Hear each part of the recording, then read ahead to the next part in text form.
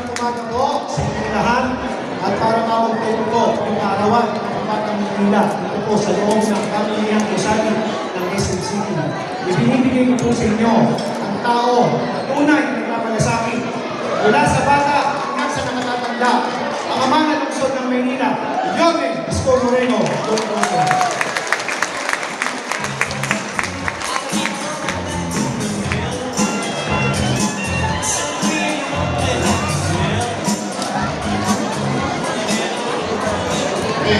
Po kayo. Kaya maraming salamat sa masipag natin dito. MDSW. Kasi dalawa po yung bahagi ng gobyerno, isa sa nasyonal at isa sa lokal. Sa nasyonal, kilala yung DSWD. Sa Maynila, meron tayong parallel organization office. So we people also social coordination and all other things na ginagawa ng DSWD ay ginagawa din ng MDSW. Ayan yung director natin, si Jay De La Puente. Kapit lang, yung gagamitin ito. At ang mga kasamahan, ating mga social worker, health teacher, lahat sila sa MDSW. Sila po ay napakasipag. Pag malayuan lang yan. Pag malayuan. Oo, kunyari sa Palain na naman tayo. San Andres Sports Complex kaya sa taas ako may yung Oo. pag ceremony, ang layo pero yung buwang diyor mo, kaya lang puro batok nakikita ng kalbo. Nasama pa. Is ano ay tatawid natin. Yung pagkakatakilan ng tao. At ano na sa oras na pagbilihan. Lagi na rin ito ang MDS. Yung Mr. Jefferson Boy, our CEO, Goldilocks, Mr. Richard E., President Goldilocks, Tony Apeng, ilang best na kami nag-meeting para sa okasyon na ito. John Bryan, Magnate, at Goldilocks family. Palapakan natin ang Goldilocks. Masyado na lumago at lumaki ang Goldilocks dati. Kailan-ilan lang. I'm very happy and proud of what you have achieved. And maalala ko nung araw, I think 1993 or 94, may Goldilocks sa San Francisco area, if I'm not mistaken. But also now, it is abroad, meron na rin ng Goldilocks. Today, on behalf of the people of Manila, to Goldilocks, Lumakas yung ano. giving life, May kanin na rin sila ngayon. effort, celebrating birthdays of our special individuals in the city. Wala yung Jones. We came here more than, I think, 54,000. More than 50,000 PWDs in the city of Manila. And that speaks of adult and minor. Bakit po ito bahagi ng aming mamamayan na may kailangan ng special needs and attention.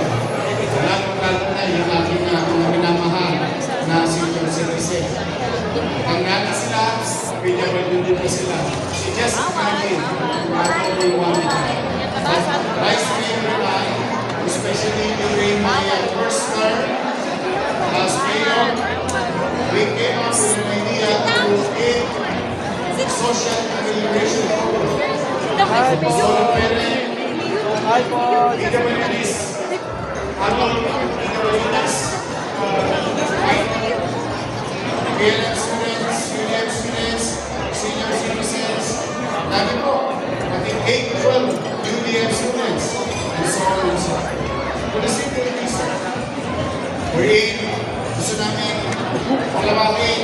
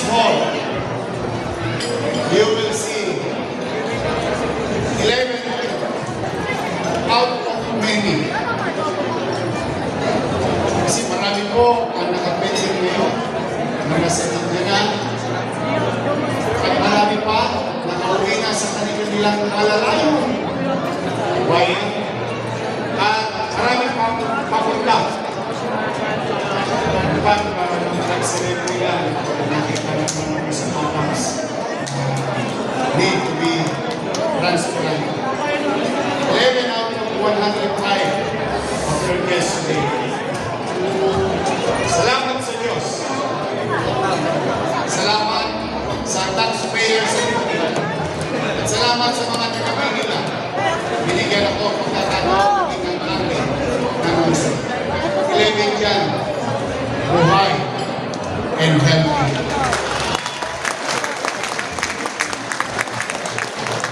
The operation, transplant operation in India will cost easily $29,000.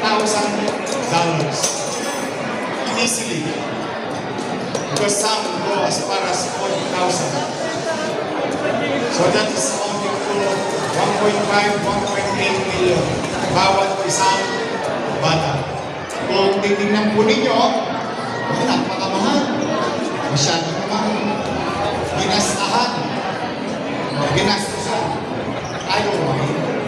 I don't mind spending 500,000, 1 million, 2 million, 3 million for a life. Kahit sila, kahit milyon-milyon, ang pusin natin, mabuhay lang ang isang tao. Lalo na bata. Who would not understand their situation, what they understand, they are in pain. And if not addressed, inevitable, it's just a question of time. They may succumb from that situation.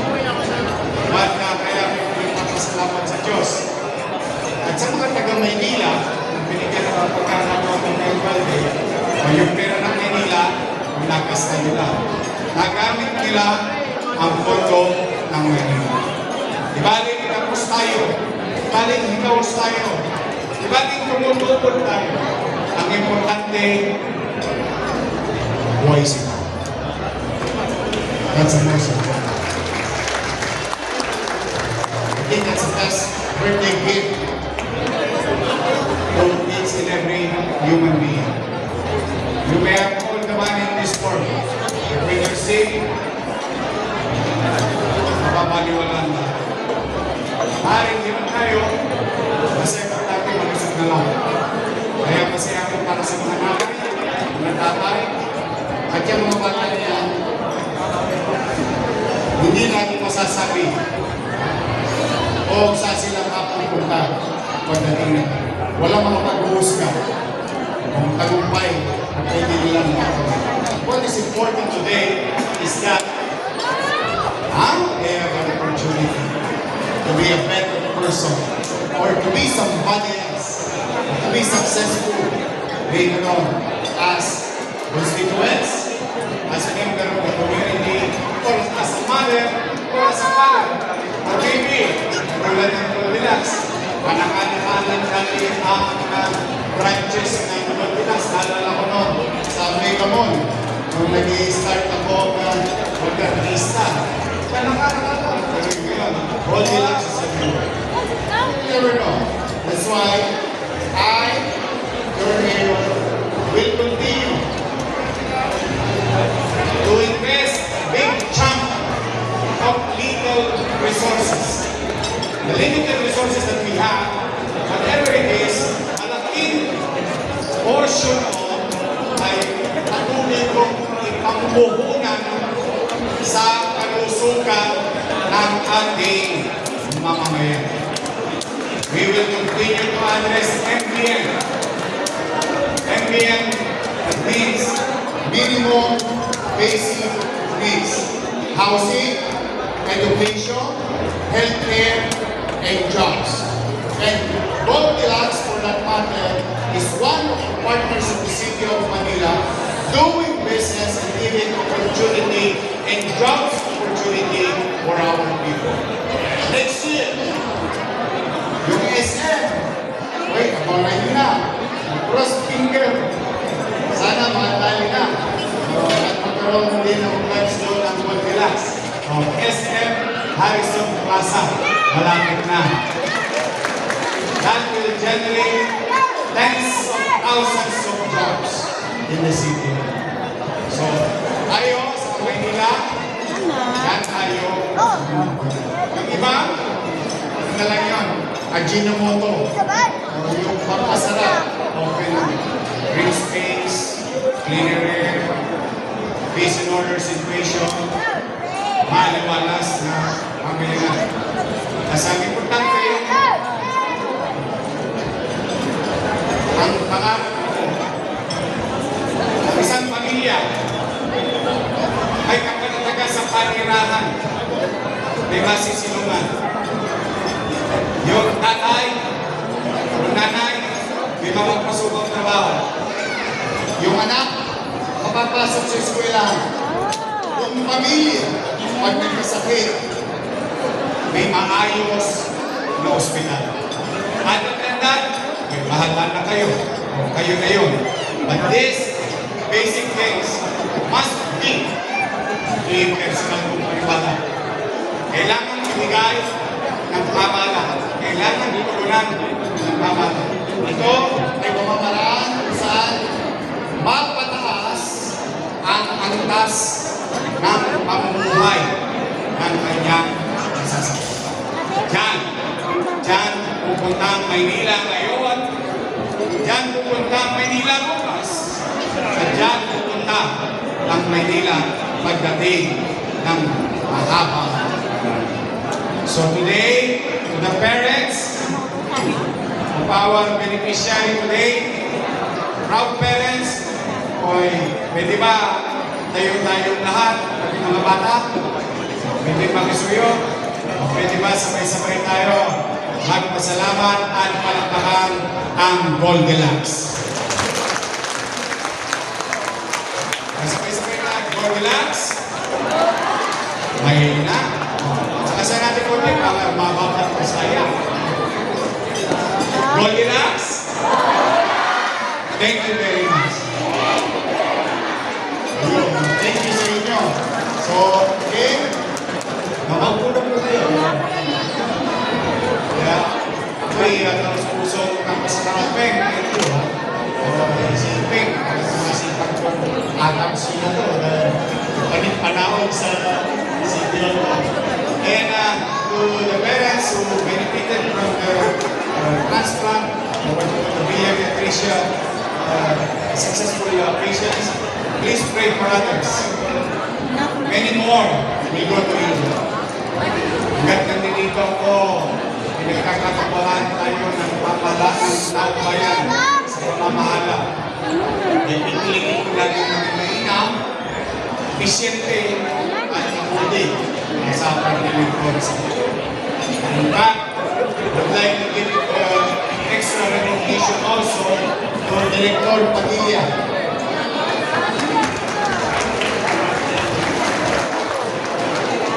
Yesterday,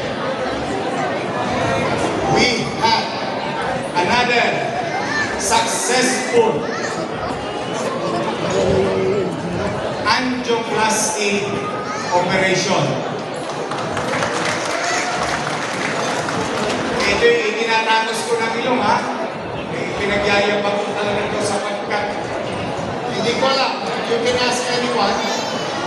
Makikita nyo lang ang angioplasty operation, PGH, Heart Center.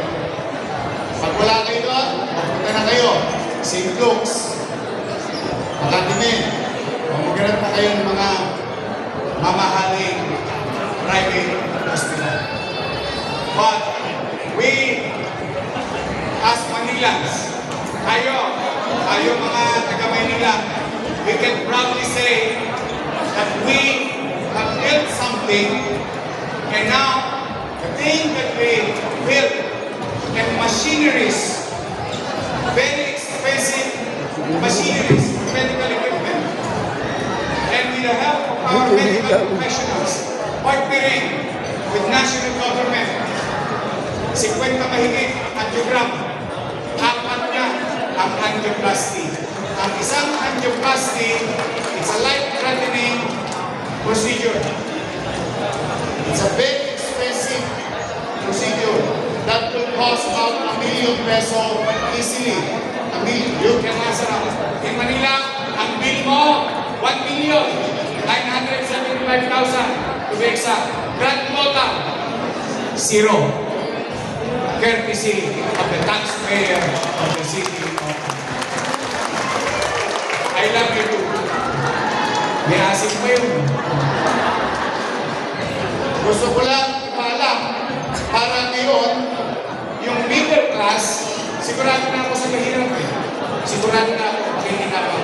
Pero yung middle class, we now have an opportunity to be submitted in public hospital owned and run, operated by the city government. Wala nga hostess sa program. 50-80 mil. Sinisipan ka pa lang, tumutosgas ka na. Sinisipin pa lang yung ugat mo. Kaliwat ka na tosgas mo. Yan pa pa.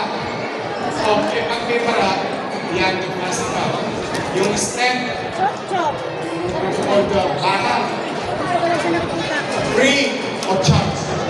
Habang ngayon ako, mananatiling libre yan, and we will continue to save lives, extend lives. Because I know God, all His Jesus lang nakakalam kung sino mabubuhay, kung sino hindi. Ngunit bilang mayor ninyo, ako pipilitin ko magbigay ng patas na pagkakataon na ang mahirap, middle class, mayaman will now go to public hospital because we are now magkaling-sabay na sa kakayanan ng mga St. Luke's, Academy, and so on and so on.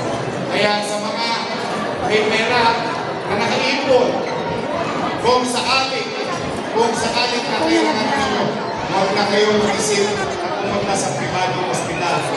Sayang, at bibigyan namin kayo ng bating average para lang mapapanatag kayo. 100% bating average. You cannot lie with numbers, you cannot argue with results. And that's why I'm really proud of our doctors, nurses, medtech, or what you call that, yung aming hot lab na itinatag noong aming first term na ngayon ay nagagamit na ng taong bayan. So this is very important news to each and every one of you. At kung sakaling mabaha kayo, available din dito yung ano yun? Doxis, talaga mo namin ito. There is about 35,000 capsule already in our health center, in 44 health centers. It is available, it is free. Huwag nyo na ipapakasakali, ha? Tirahin nyo, mag-droga na kayo. Droga, ano sa English sa droga? Drugs. Well, hindi drugs na mabuti. Don't protect yourselves. But I'm really happy. Tutuwa ko sa mga empleyado ng SM at saka yung po na sa SM. Ilang linggo lang bumubuhos na nila. Walang baha sa City Hall. Naawa ko dito sa mga dito. Mga pragman sila pagtapos ng ulan. Hopefully, what we have done, the drainage system here a few months ago can be replicated outside of the surroundings of city. That is a very expensive thing. Kaya, gayet lang. Yung tila yan, matatalim rin yan. It will take time, but we're there. So for now, again, I hope you keep this in mind. Other information that I have shared to you, at kung sakaling itakilala kayo, ay tuloy na piso na huwag nang bumasta. Pumunta kayo sa Maynila, walang poskas sa aming mga hospital. We'll do our best to be of service to you. Muli, maraming salamat. Goldilocks, maraming salamat sa inyo. SM, maraming salamat. Isa sa pinakamahal na magbayad ng buwis sa lungsod ng Maynila. We're very proud of SM. Nagsimula ang SM sa Manila. Ngayon, isa na sa pinakamalaki sa buong bansa. Kaya halos lahat ay nagsimula. Thank you very much, SM. At sa inyo lahat, sa mga kababayan natin, sa mga bata, may pasok ka. Session na kayo. Dito, wala naman bahay. O, sabi ko yung eskwela. Saka nagbigay na kayo ng bahay, di ba? Basta yun na sa SM. Wala na kayo sa Goldilocks. So, muli, mag-ingat kayo. Dapat kayo may basta manatag kayo. Piniliting mo ako. Maraming salamat at pagpalain nawa kayo. Oh my God. Manila! Salamat po!